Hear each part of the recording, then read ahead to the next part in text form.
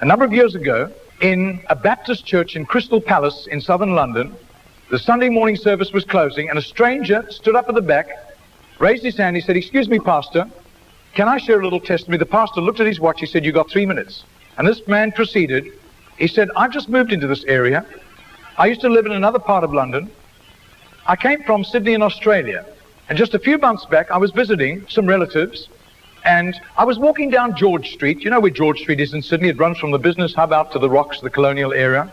And he said, "A strange little white-haired man stepped out of a shop doorway, put a pamphlet in my hand, and he said, 'Excuse me, sir, are you saved? If you die tonight, are you going to heaven?'" He said, "I was astounded by those words. Nobody had ever told me that." I thanked him courteously, and all the way on British Airlines back to Heathrow, this puzzled me. I called a friend who lived in this new area where I'm living now, and thank God he was a Christian. He led me to Christ, and I'm a Christian, and I want a fellowship here. And Baptists love testimonies like it. Everyone applauded and welcomed him into the fellowship. That Baptist pastor flew to Adelaide in Australia the next week, and 10 days later, in the middle of a 3-day series in a Baptist church in Adelaide, a woman came to him for counseling, and he wanted to establish where she stood with Christ. And she said, "I used to live in Sydney, and just a couple of months back, I was visiting friends in Sydney, doing some last-minute shopping down George Street, and a strange little white-haired man, elderly man, stepped out of a shop doorway, offered me a pamphlet, and said, 'Excuse me, ma'am, are you saved? If you die tonight, are you going to heaven?'" She said, "I was disturbed by those words. When I got back to Adelaide, I knew this Baptist church was on the next block from me, and I sought out the pastor, and he led me to Christ. So, sir, I'm telling you that I am a Christian." Now, this London pastor was now very puzzled. Twice, within a fortnight, he'd heard the same testimony. He then flew to preach in the Mount Pleasant Baptist Church in Perth. And when his teaching series was over, the senior elder of that church took him out for a meal. And he said, "Mate, how'd you get saved?" He said, "I grew up in this church from the age of 15 through Boys Brigade. Never made a commitment to Jesus, just hopped on the bandwagon like everybody else. And because of my business ability, grew up to a place of influence. I was on a business outing in Sydney just 3 years ago, and an obnoxious, spiteful little man stepped out of a shop doorway, offered me a religious pamphlet, cheap junk, and accosted me with a question. 'Excuse me, sir, are you saved? If you die tonight, are you going to heaven?' He said, I tried to tell him I was a Baptist elder. He wouldn't listen to me. He said, I was seething with anger all the way home on Qantas to Perth. He said, I told my pastor thinking he would sympathize with me, and my pastor agreed. He had been disturbed for years, knowing that I didn't have a relationship with Jesus, and he was right. And my pastor led me to Jesus just 3 years ago. Now, this London preacher flew back to the UK and was speaking at the Keswick Convention in the Lake District. And he threw in these 3 testimonies. At the close of his teaching session, 4 elderly pastors came up and said, we got saved between 25 and 35 years ago, respectively, through that little man on George Street giving us a tract and asking us that question. He then flew the following week to a similar Keswick Convention in the Caribbean to missionaries. And he shared the testimonies. At the close of his teaching session, 3 missionaries came up and said, we got saved between 15 and 25 years ago, respectively, through that little man's testimony and asking us that same question on George Street in Sydney. Coming back to London, he stopped outside Atlanta, Georgia, to speak at a naval chaplains convention. And when his 3 days of revving these naval chaplains up, over 1,000 of them, in soul winning, the chaplain general took him out for a meal. And he said, how'd you become a Christian?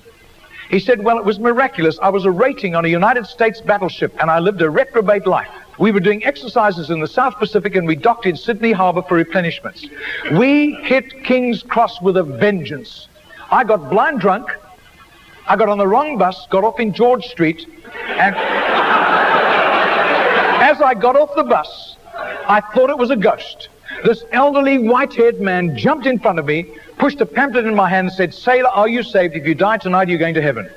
He said, the fear of God hit me immediately. I was shocked sober and ran back to the battleship, sought out the chaplain. The chaplain led me to Christ, and I soon began to prepare for the ministry under his guidance, and here I am in charge of over 1,000 chaplains, and we're bent on soul winning today.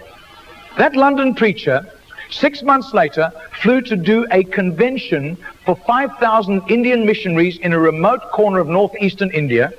And at the end, the Indian missionary in charge, a humble little man, took him home to his humble little home for a simple meal. And he said, how did you, as a Hindu, come to Christ?